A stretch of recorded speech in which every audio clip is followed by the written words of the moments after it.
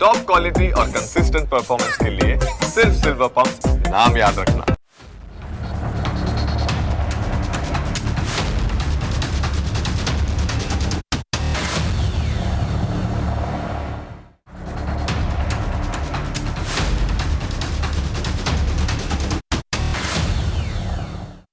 પશ્ચિમ બંગાળમાં આજે બીજેપીની જીતનો શંખનાદ ફૂંકાયો છે. બીજી તરફ મમતા બેનર્જીનો કારમો પરાજય થયો. આ કોઈ સામાન્ય ચૂંટણી પરિણામ નથી, પરંતુ બંગાળના ખૂણે ખૂણે વ્યાપેલા ભ્રષ્ટાચાર અને અત્યાચાર સામે જનતાના મનમાં જાગેલો એક ક્રાંતિકારી વિચાર છે. વર્ષો સુધી જેમના શાસનમાં અનાચાર અને વ્યભિચાર ફૂલે ફાલ્યો, આજે એ જનતાએ મમતા સરકારના અહંકારનો ગઢ જમીનદોસ્ત કરી નાખ્યો. સત્તાના નશામાં ચકચૂર મંત્રીઓએ લોકશાહીના શિષ્ટાચારને નેવે મૂક્યો હતો, પરંતુ આજે જનતાએ પોતાના મતના પાવરથી એવો સંચાર કર્યો છે કે આખી સરકારનો સફાયો થઈ ગયો. કોઈ ખોટો પ્રચાર કામ ન આવ્યો, કારણ કે જનતાએ બંગાળની આ રાજકીય બીમારીનો કાયમી ઉપચાર શોધી કાઢ્યો. મંત્રીમંડળના જે મહારથીઓના અવાજમાં અગાઉ અભિમાનનો ઉચ્ચાર સંભળાતો હતો ને, તેઓ આજે જનતાના સદાચાર સામે પરાસ્ત થઈને ક્યાંય ખોવાઈ ગયા છે. હવે સ્પષ્ટ છે કે બંગાળમાં પરિવર્તનનો વાયરો ફૂંકાયો છે. આ રાજ્યમાં બીજેપીએ 293માંથી 207 બેઠકો જીતી છે, જ્યારે મમતા અને તૃણમૂલ કોંગ્રેસ માત્ર 80 બેઠકો જ જીતી શકી છે. આ પરાજય સાબિત કરે છે કે બંગાળની જનતા હવે તૃણમૂલના અત્યાચારથી કંટાળી ગઈ છે. આખા રાજ્યમાં સત્તા વિરોધી લહેર નહીં, પરંતુ મહા સુનામી ફરી વળી,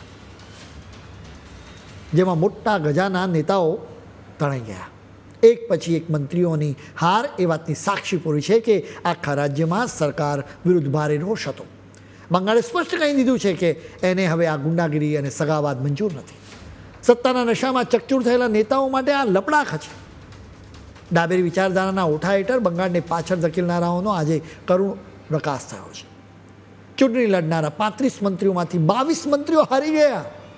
આ સાધારણ હાર નથી, પરંતુ આખા શાસનનો સફાયો છે. સૌથી મોટી વાત તો એ છે કે ખુદ મુખ્યમંત્રી જ પોતાના જ ગઢમાં પરાસ્ત થયા. બંગાળના મંત્રીમંડળના 63% સભ્યોને જનતાએ જાકારો આપી દીધો છે. તેઓ પોતાની જ બેઠક પર હારી ગયા છે.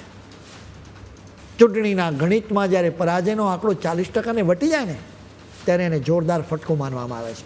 પણ અહીં તો આંકડો 60%ને પાર થઈ ગયો.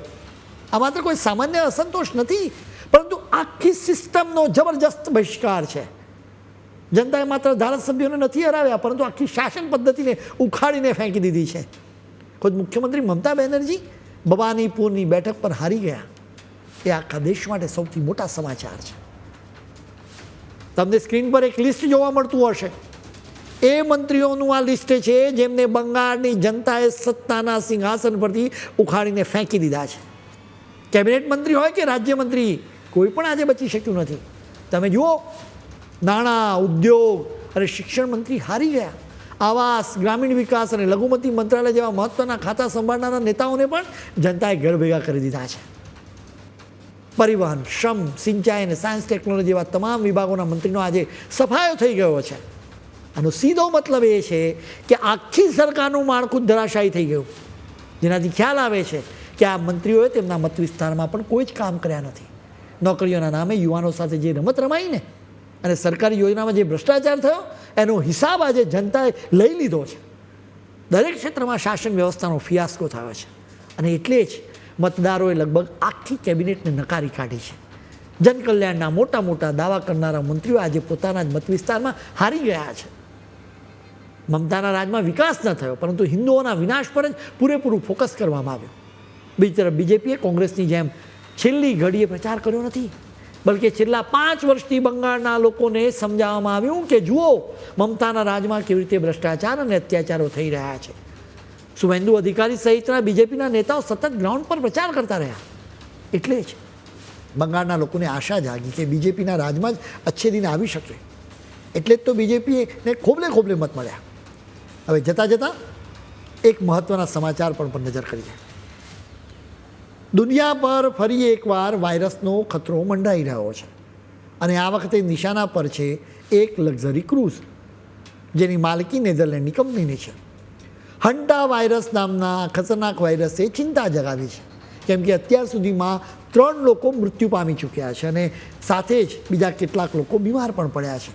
વિશ્વ આરોગ્ય સંસ્થા એટલે કે WHO આ મામલે ચેતવણી આપે છે. સામાન્ય રીતે આ વાયરસ ઉંદર જેવા પ્રાણીઓથી ફેલાય છે, પણ આ ક્રૂઝ જહાજ પર જે રીતે કેસ વધ્યા છે તે જોતાં વૈજ્ઞાનિકો પણ ચિંતામાં મુકાયા છે.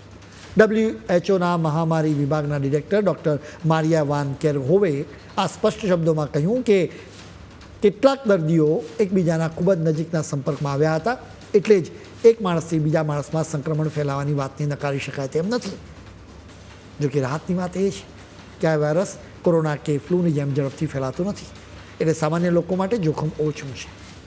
અત્યારે પશ્ચિમ આફ્રિકાના દરિયાઈ કાંઠે MV હોન્ડિયસ નામનું આ જહાજ ફસાયેલું છે, જેમાં કુલ 150 લોકો સવાર છે. આ જહાજ ગયા મહિને આર્જેન્ટિનાથી નીકળ્યું હતું અને દુનિયાના અતિ દુર્ગમ ટાપુઓની મુસાફરી કર્યો હતો. રસ્તામાં જ પેસેન્જરોને શ્વાસ લેવામાં તકલીફ થવા લાગી. અત્યાર સુધીમાં હંટા વાયરસના 7 કેસ સામે આવ્યા છે. મૃત્યુ પામનારા લોકોમાં નેધરલેન્ડનું એક દંપતી અને એક જર્મન નાગરિક સામેલ છે, જ્યારે એક બ્રિટિશ નાગરિક દક્ષિણ આફ્રિકામાં ICUમાં જિંદગી અને મોત વચ્ચે ઝોલા ખાઈ રહ્યો છે. આ એક એવી દુર્લભ બીમારી છે જે સંક્રમિત ઉંદરના મળમૂત્ર કે લાળના સંપર્કમાં આવવાથી થાય છે.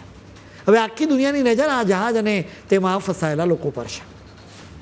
આપણે આશા રાખીએ કે આ બીમારી વધુ ન ફેલાય, કેમ કે વધુ એક મહામારી સહન કરવાની તાકાત ભેગી કરવી હવે કદાચ દુનિયા માટે મુશ્કેલ છે.